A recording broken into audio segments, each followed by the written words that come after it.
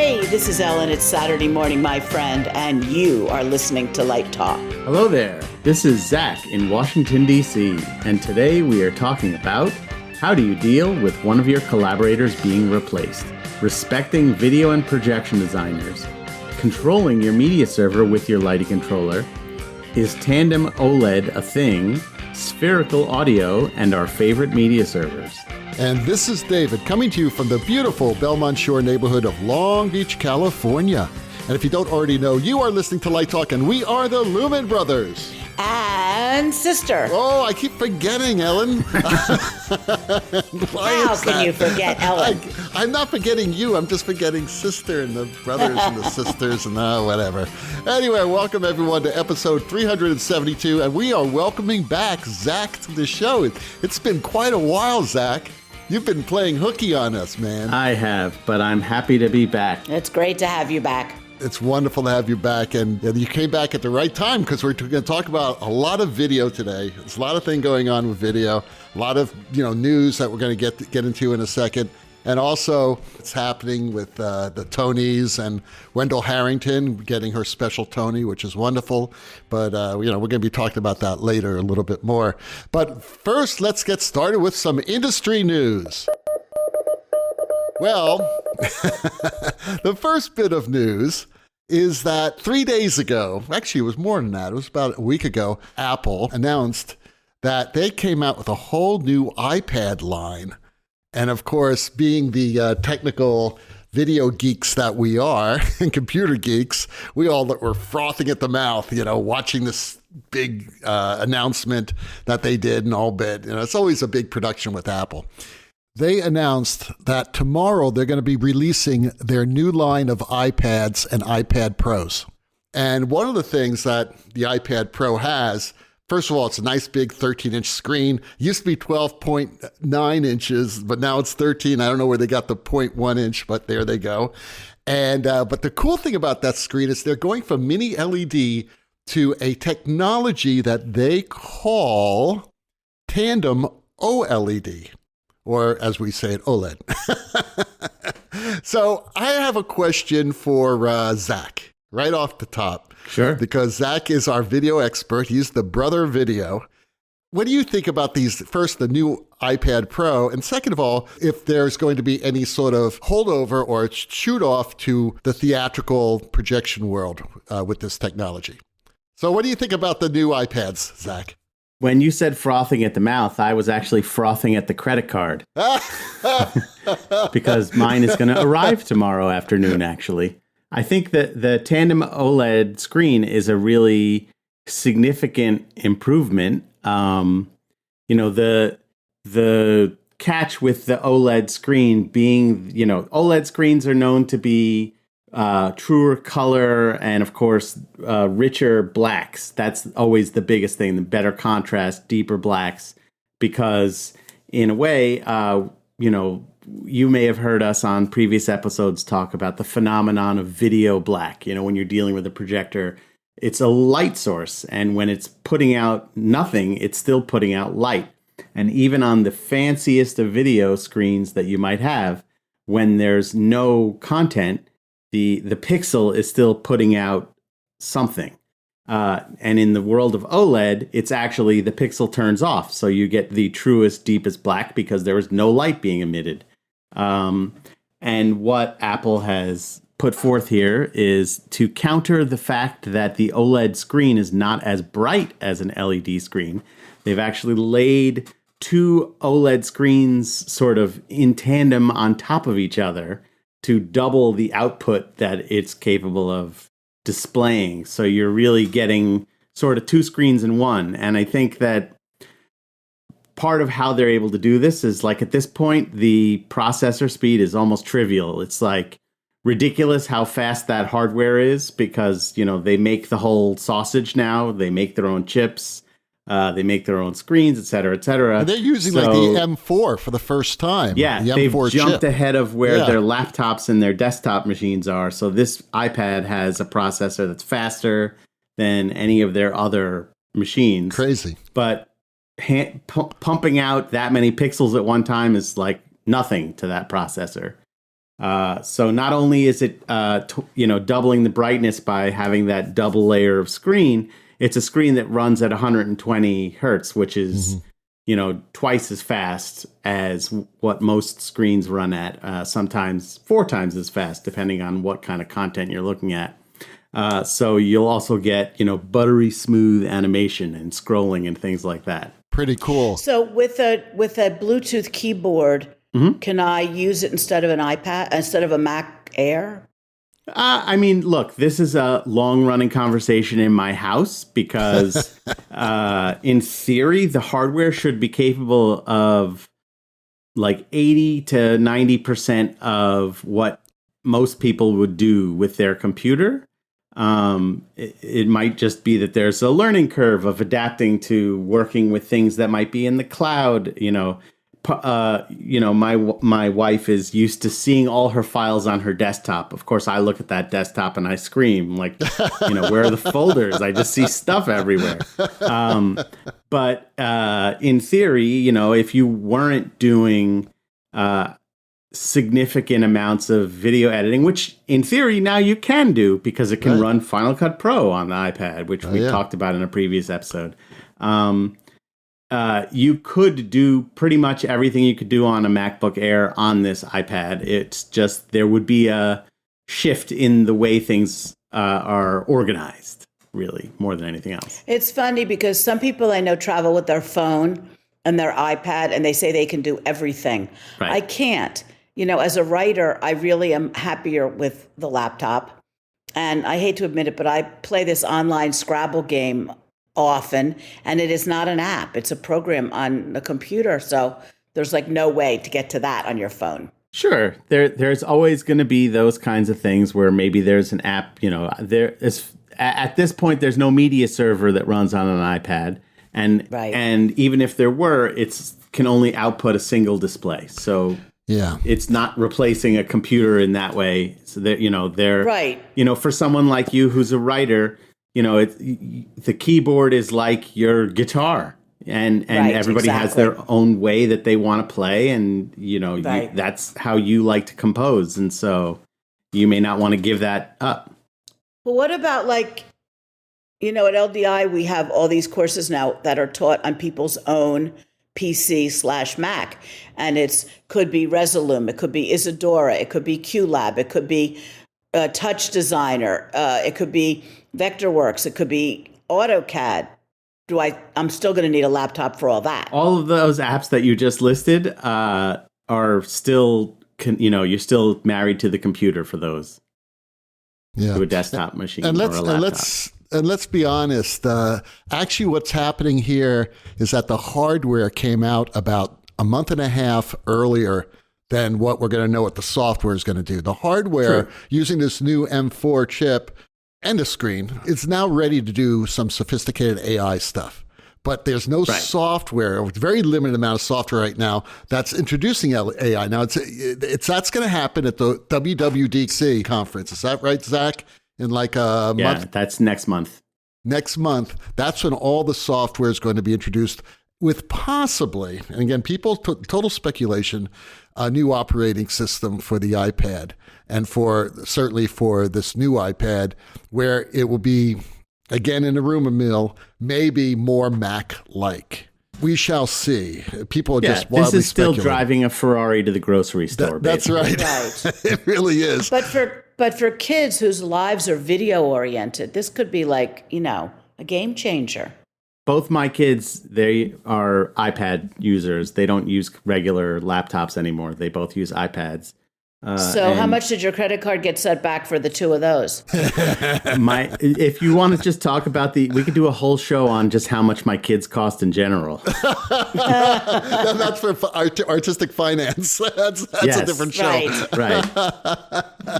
Yeah, tell me about it. I don't have kids. Right, you have a Tesla. Yeah, I have a Tesla, but I also see how much. Yeah, we have a dog. Then Lori has two kids. No, and I have 4 cats. So anyway, no, it's interesting because right now they've released Final Cut Pro. That's for the Mac and for the iPad, and they've released Logic. The Logic Pro, exactly, which I've been playing with a lot lately, which is really amazing. The new version of Logic Pro uses AI in their studio musician sort of thing. You could pick a drummer and then have that drummer do whatever you want. That drummer will play along with whatever song you're doing. Right. It already had a drummer, but now it has a bass player. And a keyboard Not thrilled player about that. and a guitar. And the bass is pretty damn good. But I'm going to remix the theme song on this new Logic Pro, but I will not take out, Zach, your parts. That guitar The part. other thing that it can do that's that really bass part. cool, the way that they've integrated AI into Logic is it can sort of reverse engineer your final product. So you can put in a song that's already been mastered, and AI will split it up into a drum track, into a bass track, into a guitar track, piano track, and then you'll have the stems. Yeah, stem splitter, which is really useful for musicians. Very useful. Going back to the software for a second, do you think that Apple's going to come out with products for this that will replace or compete with, whatever else is going on out there, Dolly, Midjourney, those kinds of things in the AI world? I think that in a lot of ways, they're still dependent on, all of these things live and die by the apps. And it's not just Apple's apps, but whoever makes them. And for me, like one of the reasons that this was an exciting product is, I have a whole bunch of projects now where we're doing some video shoots. And you can use this monitor with certain cameras, not just as an alternate display monitor, so that, the director can be watching on a larger screen than a tiny little LCD screen on the back of a camera, but that with a lot of cameras, like the Sony line of cameras, for instance, which is what I'm using, you can control the camera from that interface as well. So remotely over Wi-Fi or Bluetooth, you can be in another part of the room looking at your shot, control the different parameters of the camera, and also see now on a much brighter and clearer and more accurate screen what the camera is seeing. Fascinating. And the next iPhone is going to replace those Sony cameras. That's true too. Well, that one of the things they announced was an app called Final Cut Camera, which is going to be like the camera that's built into the iPhone is designed for me to take a picture of my son playing baseball. That Final Cut camera is for me to make a feature film. Pretty cool. Pretty cool. All right. Well, we're going to talk more about this once Zach gets his new iPad Pro in his hands. And I hopefully will be getting one in the next week or so. I want to get Zach's opinion, like, oh, yeah, I got to buy this thing. I think I know already what he feels like. And I've read a lot of the preliminary reviews, and people are totally blown away by the screen. So we'll talk a little more about. There's a little bit more news before we move on to the show, and that is it has to do with the Sphere, right, Zach? You have some news about the Sphere. What's going on? So I learned about this from Live Design Online, that the Sphere has, one of the things we all talked about with the Sphere is they have this amazing directional audio system that's made by a company called Holoplot. And in traditional Sphere and their parent company, Madison Square Garden Productions fashion, they liked it so much they bought the manufacturer. They bought the company. Yeah. Well, it kind of makes sense because I think Holoplot in the Sphere is one of the main selling points. Sure. Oh, yeah. The sound is absolutely positively incredible. And I think that Madison Square Garden is planning on rolling out a few more Spheres in the world. Even though London turned it down, it looks like Dubai might be the next one, or someplace in the Middle East. And I think that owning that element is really advantageous to them. Totally. And I think they own the Beacon Theater in New York, where they have a Holoplot audio system as well. Right. Those were the first, like, Trey Anastasia unplugged Holoplot concerts were, to sort of test it out a little bit. It really is immersive audio on the cutting edge as of now. It's a German-based company and software and hardware. And I forget the number, but there are a massive number of speakers. Yeah. It's in the hundreds of thousands or something like that. It's crazy. Massive. Yeah. And when you see those concerts there, it really sounds like they're singing in your ear. I mean, it's a little different than the immersive sound that Jonathan Deans did, say, at car Right. where the speakers are in the seats, but it really feels like arrows are whizzing by your you're whizzing by your shoulders or going in one ear and out the other. And I mean, it's an amazing theatrical immersive sound. But this is really, I think, better for a concert, or different, not necessarily better, but very different for the concert venue. And it really it makes that huge space very intimate, I thought. Exactly. That's exactly how I felt about it too. That, because one of the things that we've kind of come to associate this like almost obnoxiously loud volume with clarity. There's a couple of these rock and roll Broadway shows where people talk about the sound was clear, but it was oppressively loud. And that was one of the things I felt like at the Spheres. I was in a building with, 10,000 plus other people, but it still felt like I was wearing headphones at a medium volume. Right. Very intimate. And it's not, Jonathan Dean's, who is a brilliant sound designer, always talks about the Cirque du Soleil shows that he did. And what is the maximum decibel level that, like the Michael Jackson show, for example. Certain Michael Jackson fans want it to be really loud, but there's a certain age demographic in Las Vegas that might be going to that show that isn't comfortable sitting in 110 decibel performance for the whole evening. And that one doesn't really have any quiet, intimate moments where it really, goes down. That volume is pumping the entire time of that show. And I think Holoplot has, in a way, solved that problem. That's wonderful. Yeah. And the other part that's kind of cool about it is we've heard already from just the few bands that have played at the Sphere how much better it is for them as performers too. Yeah.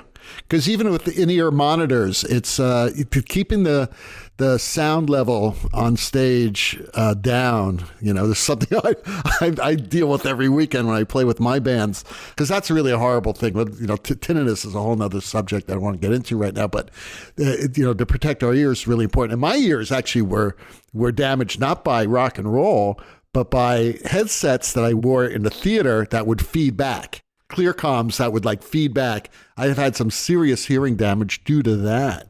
So we have to all be careful, in our industry about not hurting each other. So word to sound people and people running Take headsets. care of your eyes and your ears. That's right. Eyes and ears. All right. So let's get started. Zach has our first question of the day. All right. So here's a question that David from Long Beach asked. Who's that? I'm doing a show at my university, and I have a 14-foot high by 22-foot wide projection screen. My projectors are 25 feet away.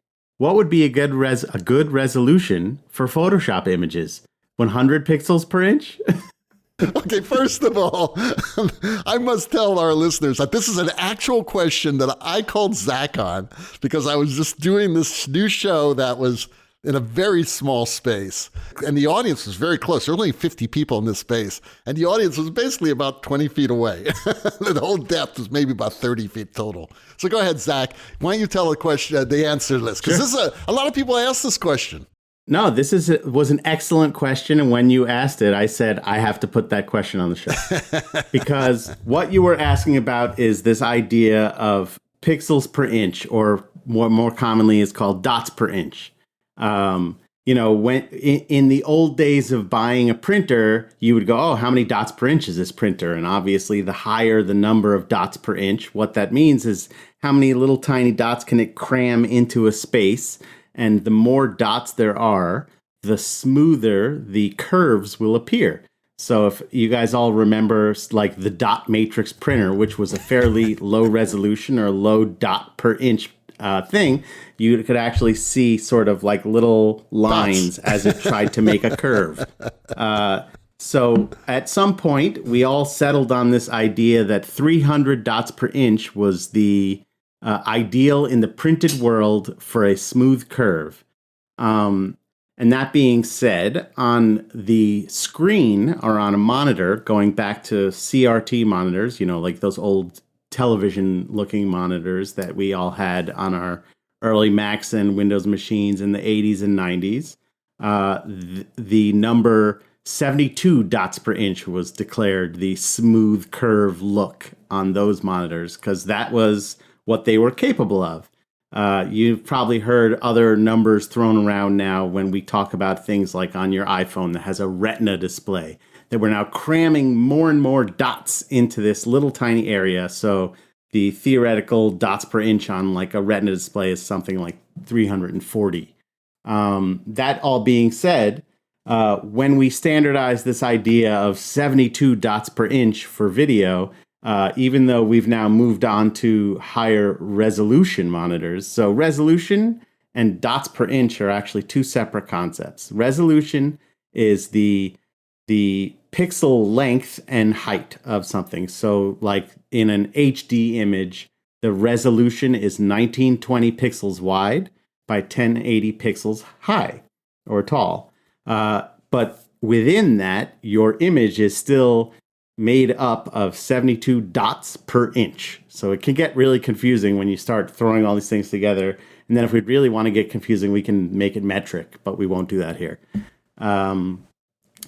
So what I tend to do, because one of the things that I was telling David is, even though we now have some really interesting AI tools, just to reference AI again, where a computer can make things bigger and sort of imagine what the pixels would be, you can always make something smaller. You can remove pixels, but making things bigger, you have to fill things in. You have to add pixels to it.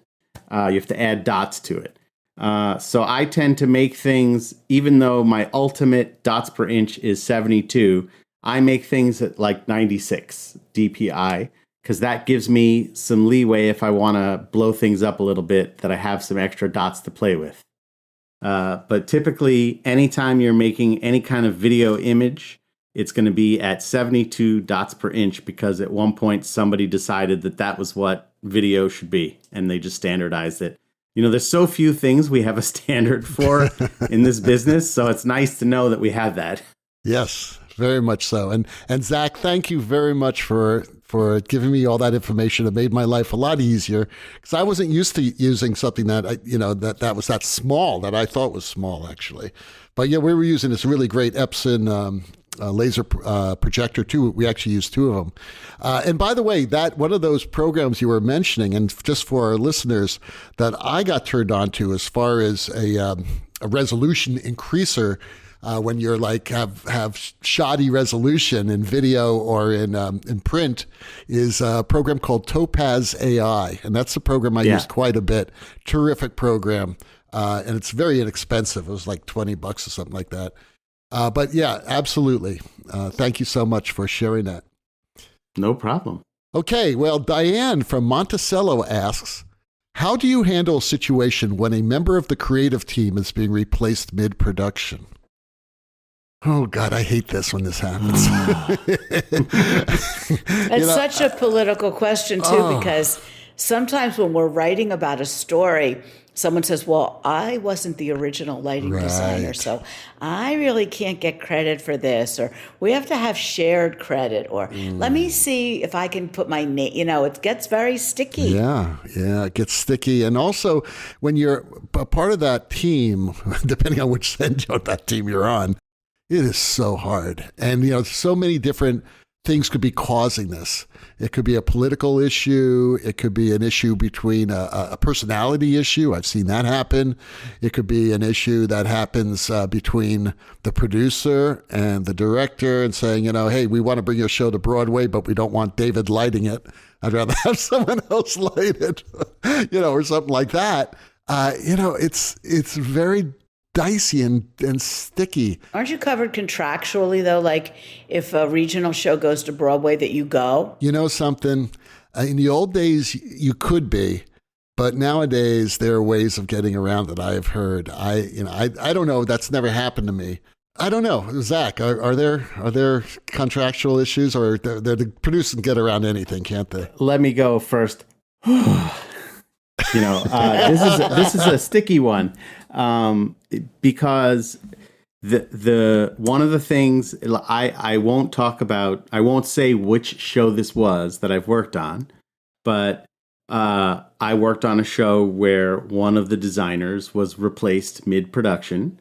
And, the way that our contracts work, the way that the collectively bargained agreements between our unions are set up is basically to have the designers back as much as humanly possible, because that's the way our industry works. And in this particular production, it unfortunately got to the point where the union was like, we cannot have this person's back anymore. And and they actually encouraged the producers to find an amicable way to expel one of the designers.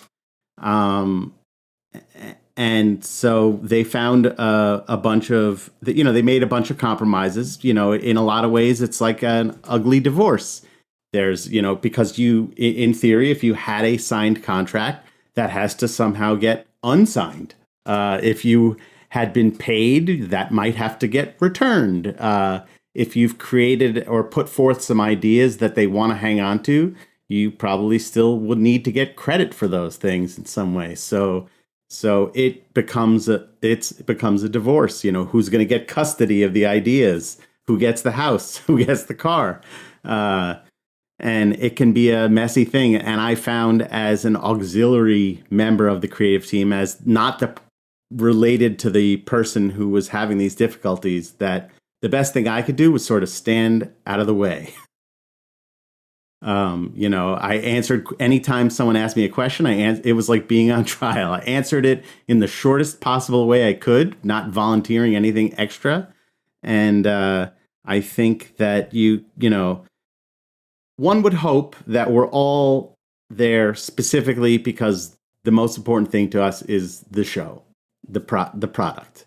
And so in the event that someone is let go because it's sort of felt that person is not looking out for the product, the rest of us hopefully will sort of help swoop in to make whoever is the replacement comfortable, get them up to speed right away, keep the transition as smooth as possible. There's also, I've been in situations where someone had to be replaced mid-production because of a medical situation, and that's a totally different story, but you still kind of want to respond in the same way, that you don't necessarily want to get too involved in the drama aspect of it, and you want to help make the transition go as smooth as possible. Yeah, it's difficult. It's very difficult. I've been in situations where I have left the show, and there's a show that opened in Chicago and moved to LA, and it had to do with the production manager. And the show was already lit. I had my associate remount it, but I wouldn't be there because I couldn't deal with this guy. I think the best way to deal with it is exactly what Zach said, is that this is about the show. It's not about the personality. And I know that I didn't expect any other designers to leave with me. That's for certain. And because they shouldn't have. It wasn't that sort of situation. But I think that in a case like this, it could be very, very divisive. And I know that if I was the person who was being fired, I would go to everybody and say, hey guys, come on, don't worry about that. I'll be fine. You guys just continue and make the show happen, and don't feel bad about it. That's showbiz, right? And hope they don't call you every week and say, hey, how's it going? Yeah. It's okay. Yeah, I don't know. Drew from Orlando asks, what are the best media servers for theatrical productions? Oh boy, what a question. I know it's a little broad, but... No, I kind of want to answer it with, like when they say the best camera is the one you have with you. Right. So there are definitely times... But just suppose that they doesn't have one and has to go out and pick one. Okay, so we'll imagine that this person is in a scenario where they're like, here's a blank check, get any media server you want. All right. So I think that there are a couple of different things you want to look at when you're choosing what your media server is going to be. One of the things, like for instance, when we make a Broadway show, we're building every show from scratch. So even though you're going into this theater, it's an empty room that has electricity, and that's it so far. There might be some pipes where you can put stuff. Some theaters might not even have that. So every light that comes into there, every speaker, every piece of wood, every projector, all of those things are selected in advance. And then at the end of that show's run, everything goes away. So the things you kind of want to look at are, what is my budget? Do I have a lot of money to spend on this? Do I have very little money to spend on this? What kind of show am I trying to achieve? Is this something that has a lot of animation? Am I just showing a bunch of still images? Are they going to be in color? Are they going to be in black and white? Things like that. What kind of transitions am I going to use in my content? Is it something where I might have to go and make all the transitions in an application like After Effects in advance? Or am I going to be sort of slapping this together on site in the venue, depending on a media server that has built-in transitions like crossfades and other things like that? How many projectors or video surfaces am I trying to output to? Is it just a single projector where I might be able to get away with a more humble media server?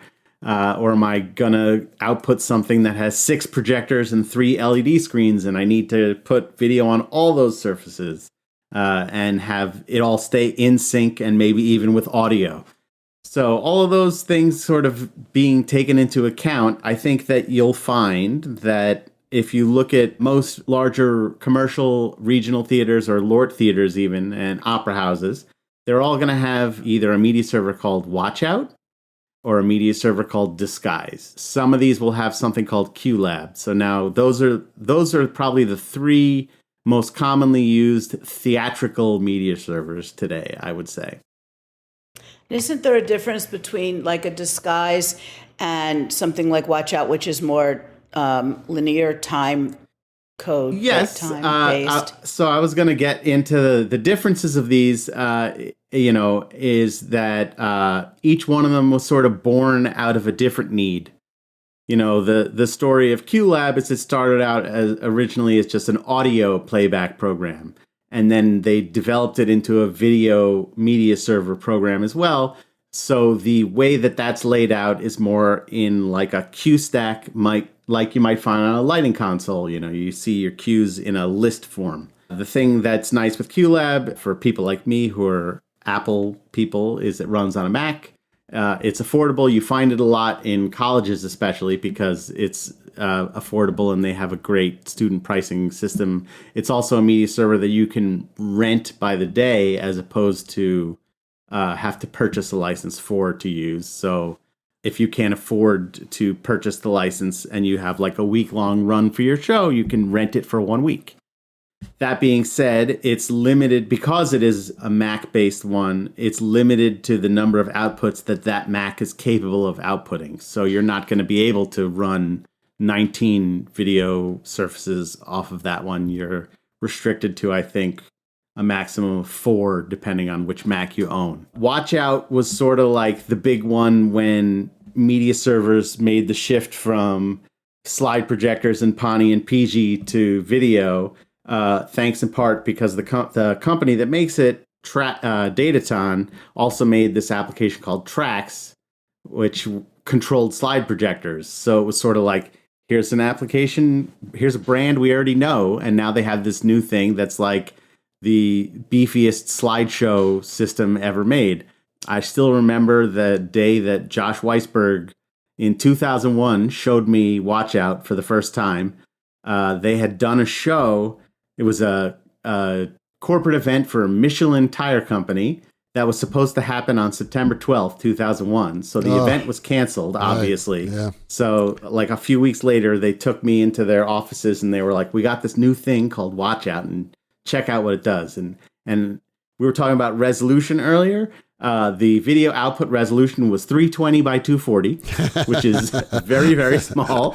But it was still mind-blowing at the time because it was like all these things we would do with motion graphics in something like After Effects, you could now do in the media server. You could tell the media server, have an image start on the left side of the screen, and then over the next 15 seconds, have it slide over to the right side of the screen. So instead of having to animate that somewhere else, you could animate it in the media server itself.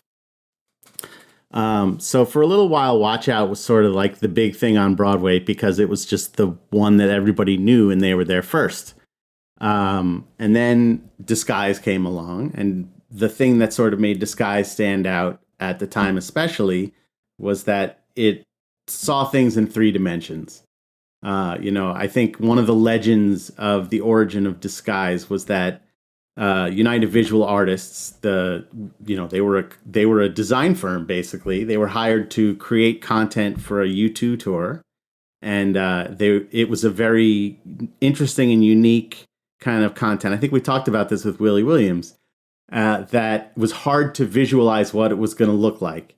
And so they created their own software to sort of see what the content was going to look like. And then they realized this could also play it back. And that became the media server. And then that kind of took off, and it's gone all into interesting and unique worlds where now, like, it's used in film because it has camera tracking and you can do all these extended reality things with it and stuff like that. But, since we're talking about media servers for theater with this question, that's another tool, one of the things that can do that's very unique, which the others can now do too. Really all of these different media servers are just always playing catch up with each other.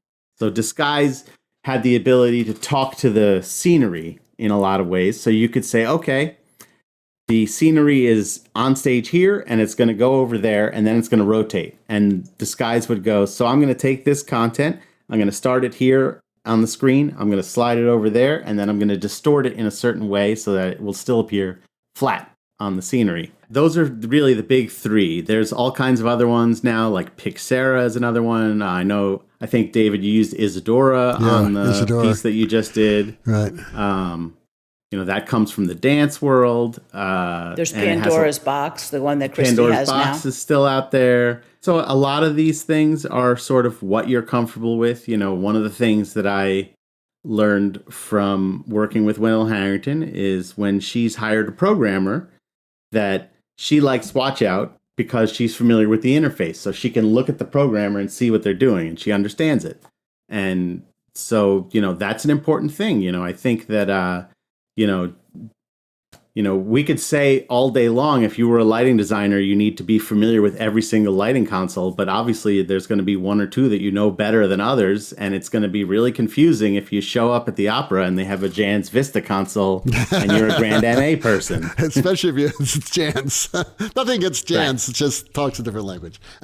Right. Going back to the media servers a second, I think at Sphere, when they had U2, there were something like 23 Disguise servers in a big system running all that video in there. Yeah, insane. Yeah. So the inside runs on Disguise, and I think the outside runs on Seventh Sense media servers, which is another brand that you see in a lot of corporate events and also museum spaces. It's interesting because Act Entertainment recently bought TV One, which is the company that bought Disguise. So we'll see what happens there. Yeah. We're excited to have Green Hippo on the Green Hippo. Sorry, not Disguise. That's another one we didn't mention. Green Hippo, which is the TV One media server, which is also very popular. Yeah, the Hypnotizer is really popular in rock and roll because I think that it works really well as being integrated into a lighting system. So it was a familiar tool for a lighting designer who wanted to make a jump to adding video as content. That's what we used to teach at my school. We taught the Green Hippo was great. They brought over the Hippo for us and did the training. They're wonderful. Well, that's the other part of it too. Is whoever is going to give your school some free stuff is what your kids are going to request after they leave. Well, that's what Verilight, they started that. They were really smart at SMU when I was there. And we did that thing with Verilight, and they're still doing it with Verilight. All my students would come out and they would spec Verilight. They wouldn't spec high-end. They wouldn't spec any of the others. Because they knew Verilight. They knew the controller. They knew everything. Yeah, SMU and Verilight are like neighbors, right? Yeah, right. You are listening to Light Talk with the Lumen Brothers and sister. And today, Light Talk is sponsored by... This is a public service announcement from the Save Our Hearing Foundation.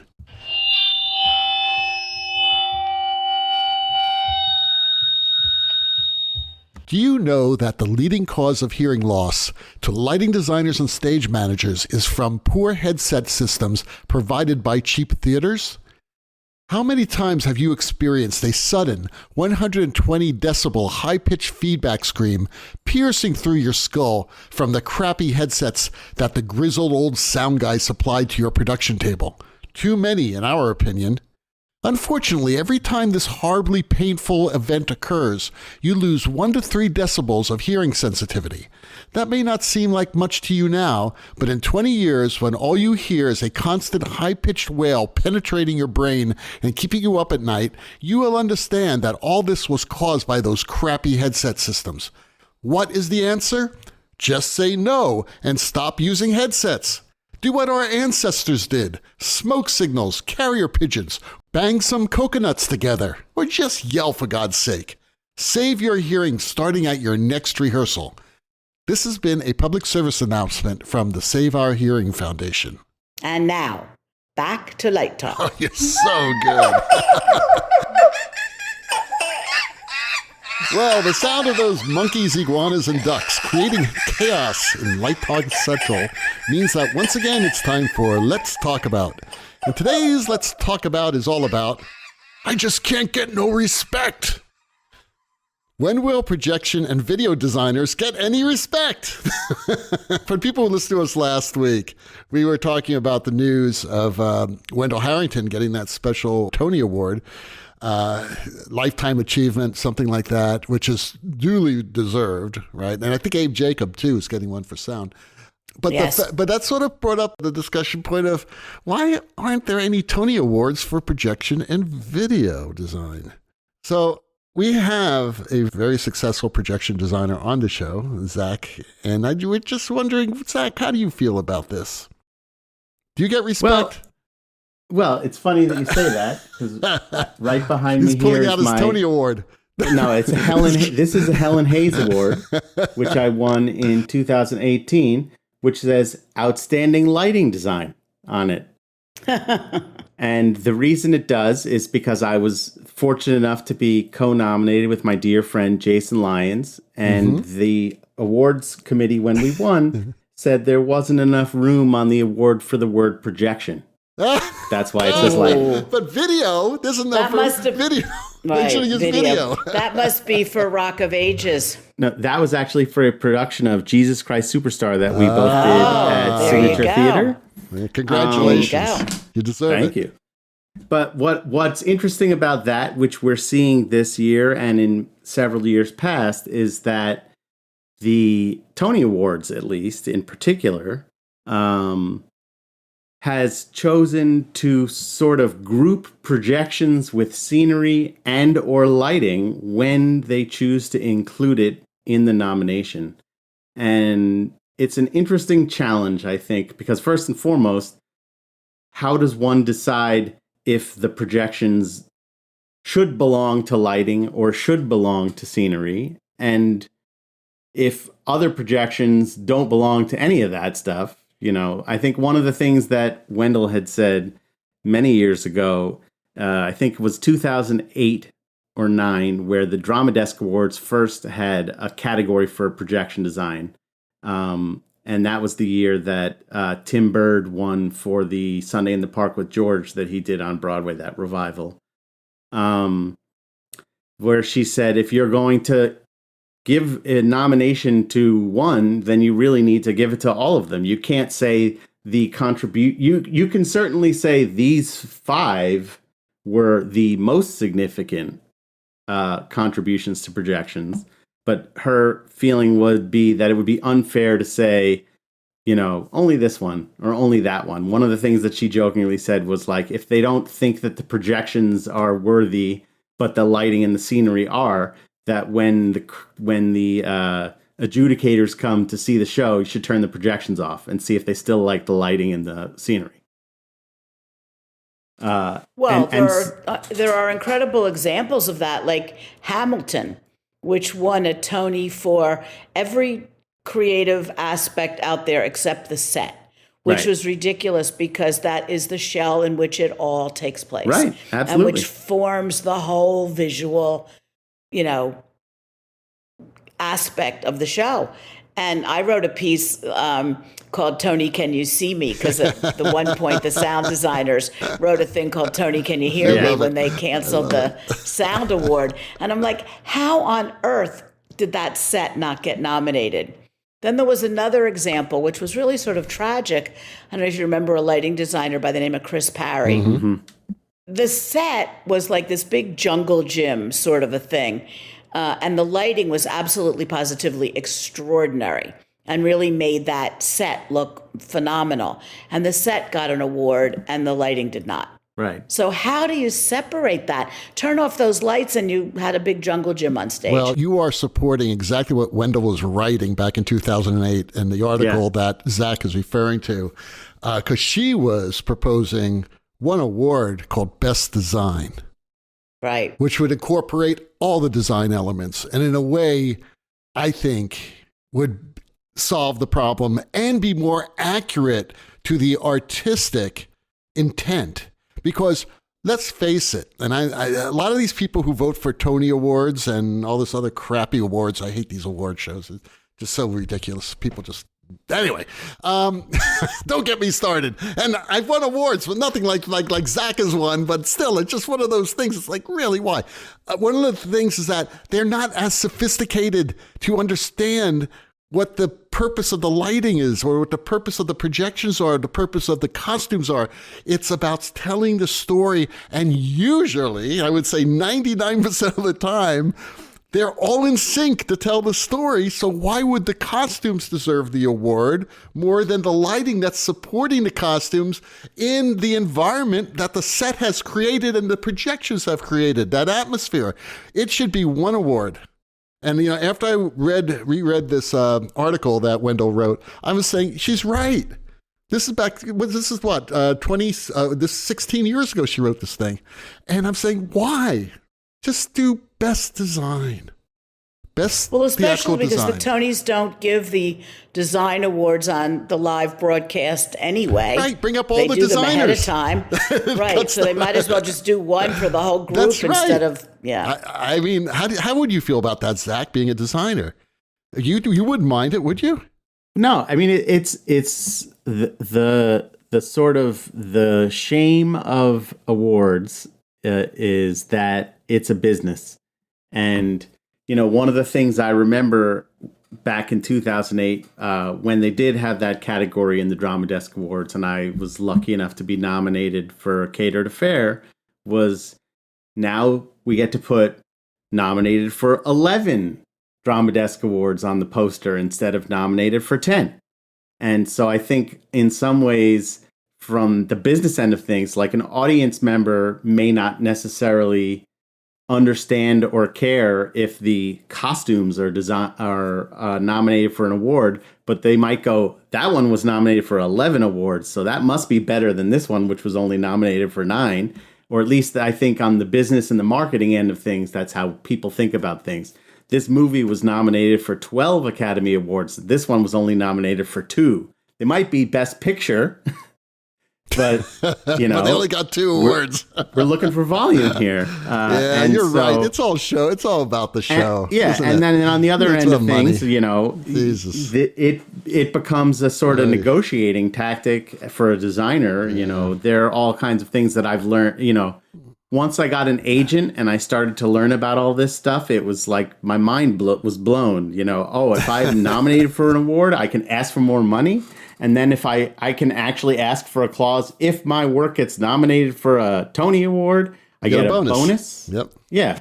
So, I think that these things have become part of the culture. And that doesn't mean it's a good thing or a bad thing. It just means it's become a thing that would be hard to change. Now, what I think Wendell is also talking about here is that the idea of making this just an overall production award could lead to some selflessness, which is never a bad thing, where, it doesn't become, make sure that your lights make my scenery look good. It just becomes, let's all help tell this story the best way we can. Yep, exactly. All right, we solved that problem. I still don't problem. understand how they decide which is lighting and which is scenery, and why would one not belong to the other. Right. I think this year, like 2 people, Peter Negrini is co-nominated in the scenic department. Right. And David Bengali is co-nominated in the lighting department. Right. So go figure. All right. Well, Zach has the last question of the day. Ariel from Israel asks, how do you control your media server with your lighting controller? Well, this is a fairly easy thing to answer. All those media servers that we were talking about earlier in the show, a lot of them understand the various computer and networking languages that most devices understand these days. Those are MIDI, which originally was a musical interface, musical instrument digital interface, or OSC. That's another computer networking communication language. But I would say a lot of, in theater, a lot of these things deal with MIDI. So you'll have your lighting board, which has its cue list, however the lighting designer has numbered things, 1, 2, 3, 4, 5, 1, 5, 10, 15, or random numbers, hopefully in some kind of chronological order. And what we tend to do is we'll say, okay, so I have these cues. These are the lighting cues that they line up with. So lighting might have cues 1, 2, 3, 4, 5, and I want to have video cues that happen on 1, 3, 4, and 5, but not on 2. So I'll say, okay, the lighting console is going to spit out MIDI information for whenever there's a lighting cue and what number that cue is.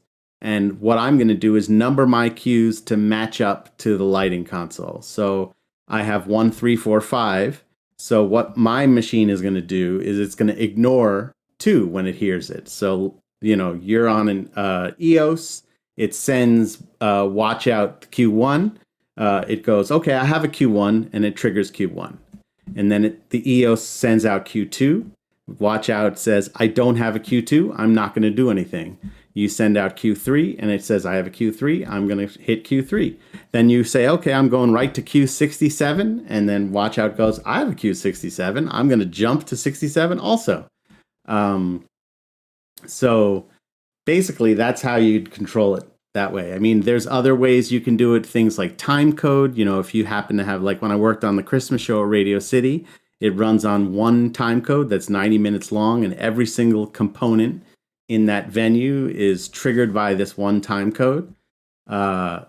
So you just say when your events should happen in that time code. But I would say probably the most common way of doing it is through MIDI.